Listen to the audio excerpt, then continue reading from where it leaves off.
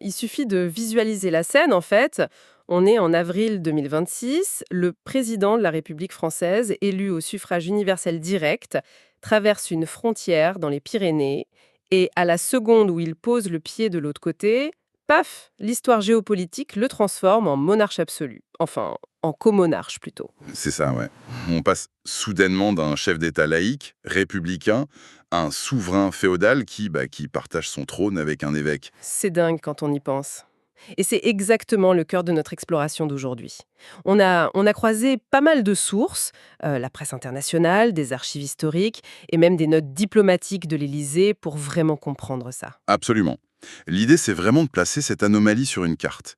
Et surtout, de comprendre par quelle mécanique politique, un peu absurde, il faut le dire, un président français se retrouve affublé d'une couronne invisible. Alors pour commencer, géographiquement parlant, l'Andorre, c'est où exactement? Ça ressemble à un point minuscule coincé à plus de 1000 mètres d'altitude entre la France et l'Espagne. On parle d'un territoire de seulement 468 km². D'accord, c'est vraiment tout petit. Ouais, pour environ 84 000 habitants. C'est littéralement enclavé dans le massif pyrénéen, en fait. Et cette géographie, ça offre une protection naturelle, non? C'est un peu comme un club privé d'altitude, surtout quand on regarde leur ingénierie fiscale qui est franchement redoutable. Les chiffres parlent eux-mêmes. Une TVA locale à 4,5%, un impôt sur le revenu qui est plafonné à 10% et zéro droit de succession. Zéro impôt sur la fortune aussi. Rien que ça. Forcément, ça attire massivement les hauts patrimoines, surtout depuis leur réforme récente de 2026. Là. Il faut carrément investir 1 million d'euros pour obtenir une résidence passive, c'est bien ça? Exactement.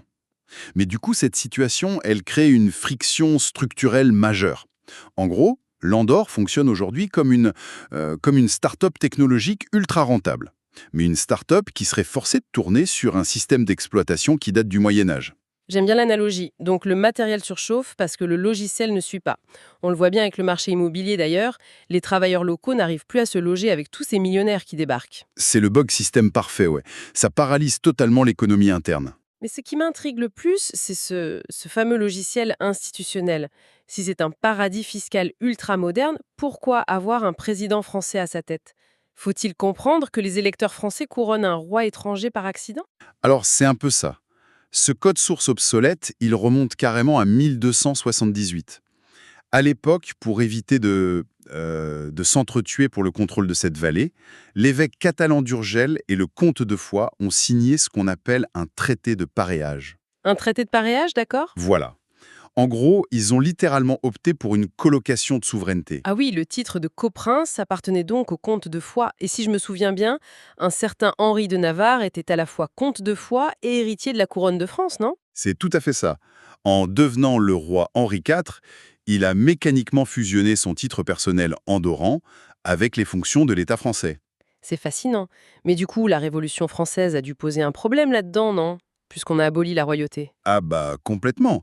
La République naissante a logiquement refusé de maintenir un titre de nature féodale. Les Français se sont techniquement licenciés eux-mêmes de ce poste en 1793. D'accord. Mais alors, comment on en arrive à Emmanuel Macron aujourd'hui, qui a rétabli le lien? C'est Napoléon. Et on imagine bien que c'était pas par nostalgie médiévale. C'était purement stratégique. Le contrôle d'une zone tampon dans les Pyrénées, c'était indispensable pour sécuriser ses campagnes militaires vers l'Espagne. Ah, malin! Donc en 1806, il décrète que la souveraineté andorrane est rattachée aux dirigeants français, peu importe son titre. Et ça, c'est resté. Oui, cette mécanique impériale a traversé les siècles. Elle a même été gravée dans le marbre par la Constitution andorrane de 1993. Ce qui nous ramène donc directement à la visite de 2026, parce que ce statut, il n'est pas qu'honorifique, il se heurte à des réalités hyper dures aujourd'hui, journalistiquement parlant. Oui, les tensions diplomatiques sont réelles. On a d'un côté un président français laïque et de l'autre un coprince épiscopal dans un État où, rappelons-le, l'interruption volontaire de grossesse reste passible de 6 mois de prison. C'est quand même incroyable. Le chef de l'État français se retrouve directement associé à un code pénal extrêmement éloigné des droits de son propre pays. Et sa marge de manœuvre est très étroite. Du coup, la stratégie de la diplomatie française, c'est de pousser l'Andorre vers la signature d'un accord d'association avec l'Union européenne. D'utiliser l'intégration au marché commun comme une sorte de cheval de Troie, en fait. Exactement. Un arrimage économique vital pour l'Andorre d'un côté, en échange eh bien d'un alignement progressif sur les droits fondamentaux européens de l'autre. C'est un vrai exercice de funambule, quoi. L'Andorre a désespérément besoin de cette ouverture européenne pour fluidifier son économie, mais j'imagine que ses dirigeants ont peur de voir leurs traditions diluées. Absolument, ils craignent la standardisation de Bruxelles, et on le voit bien dans les débats locaux en ce moment.